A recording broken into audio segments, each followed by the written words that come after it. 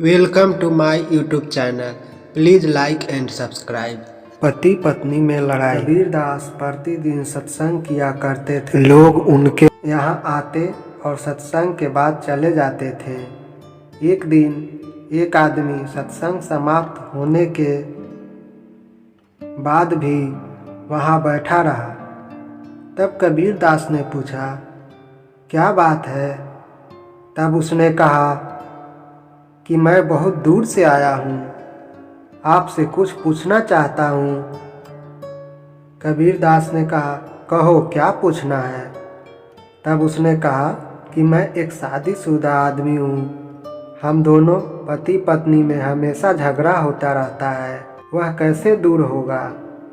कबीरदास कुछ देर चुप रहे, फिर अपनी पत्नी से कहा, लालटेन जलाकर लाओ। उनकी पत्नी लालटेन जलाकर ले आई और उनके पास रख दिया। वह आदमी भी वहाँ बैठा था और सोचने लगा, इतनी दोपहर में लालटेन क्यों लाया है? लालटेन अपने पास रखकर पत्नी से कहा, 2 गिलास दूध भी ले आओ। दूध भी आ गया। कबीरदास ने 1 गिलास उस आदमी को दिया और 1 गिलास खुद पी गए। दूध में नमक पड़ा था।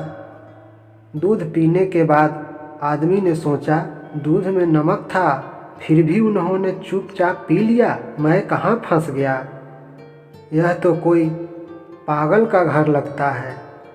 यह सोचते हुए बोला, कबीर जी अब मैं चलता हूँ। कबीरदास सब समझ गए और बोले, अरे आप जा रहे हैं? आपको अपने प्रश्न का हल मिला कि नहीं? वो बोला, क्या मिला? कुछ नहीं मिला।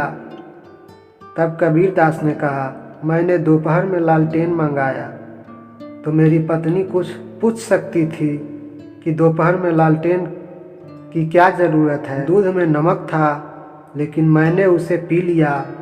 पत्नी ने सोचा होगा किसी काम के लिए लालटेन मंगवाए होंगे और दूध में गलती से नमक पड़ सकता है, इसमें झगड़ने की क्या बात है?